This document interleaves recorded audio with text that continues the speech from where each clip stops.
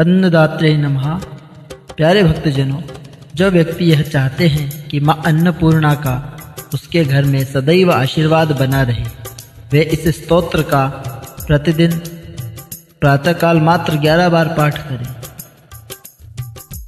श्री अन्नपूर्णा स्तोत्रम्। नित्यानंदकरी वराभयकरी सौंदर्यरत्नाकरी निर्धूताखिल घोर पावन करी प्रत्यक्ष माहेश्वरी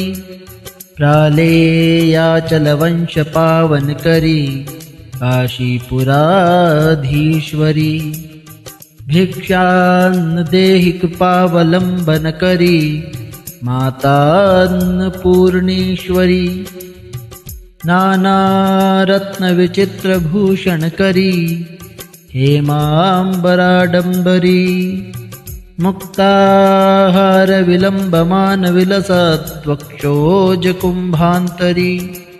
काश्मीरागरुवासितांगरुचिरे काशीपुराधीश्वरी भिक्षान्न देहि कृपावलंबन करी मातान्नपूर्णेश्वरी योगानंद करी रिपुक्षय करी धर्मार्थ निष्ठा करी चंद्रार्कानलभासमान लहरी त्रैलोक्य रक्षा करी सर्वैश्वर्य समस्त वांछित करी काशीपुराधीश्वरी भिक्षान्न देहि कृपावलंबन करी मातान्नपूर्णेश्वरी कैलासाचल कंदरालय करी गौरी उमा शंकरी कौमारी निगमार्थ गोचर करी ओंकार बीजाक्षरी मोक्षद्वार कपाट पाटन करी काशीपुराधीश्वरी भिक्षान्न देहि कृपावलंबन करी मातान्नपूर्णेश्वरी दृश्य विभूति वाहन करी ब्रह्मांड भांडोदरी लीला नाटक सूत्र भेदन करी विज्ञान दीपांकुरी श्री विश्वेश मनः प्रसादन करी काशीपुराधीश्वरी भिक्षान्न देहि कृपावलंबन करी मातान्नपूर्णेश्वरी पूर्वी सर्वजनेश्वरी भगवती मातान्नपूर्णेश्वरी वेणी नील समान कुंतलहरी नित्यान्नदानेश्वरी सर्वानंद करी सदा शुभ करी काशीपुराधीश्वरी भिक्षान्न देहि कृपावलंबन करी मातान्नपूर्णेश्वरी आदिक्षांत समस्त वर्णन करी शंभो स्त्री भावा करी काश्मीरात्रिजलेश्वरी त्रिलहरी नित्यांकुरा शर्वरी कामाक्षरी जनोदय करी काशीपुराधीश्वरी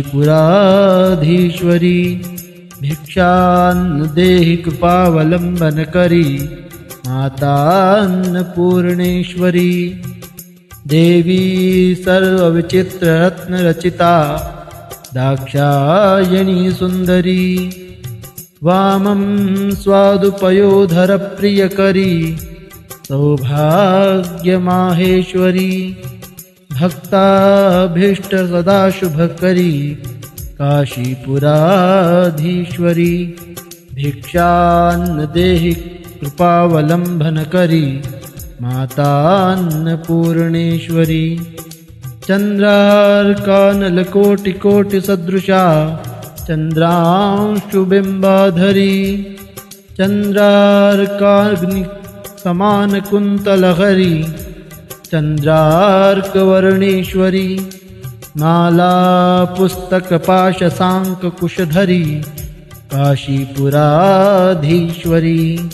भिक्षान्न देहि कृपावलंबन करी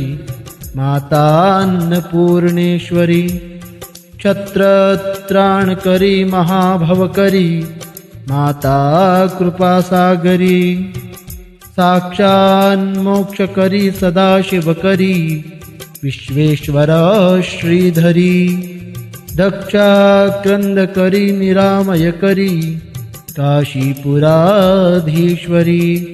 भिक्षान्न देहि कृपावलंबन करी मातान्नपूर्णेश्वरी अन्नपूर्णे सदा पूर्णे शंकर प्राणवल्लभे ज्ञान वैराग्य सिद्ध्यर्थम भिक्षान्न देहि पार्वती माता च पार्वती देवी पिता देवो महेश्वरः बान्धवाः शिवभक्ताश्च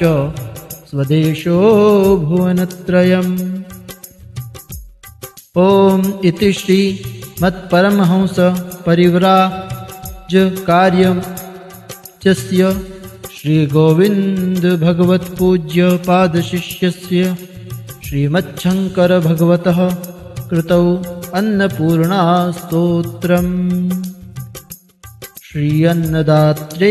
नमः। इस स्तोत्र को लिखकर रसोई घर में लगा लेने से घर में कभी भी अन्य धान्य की कमी नहीं होती है।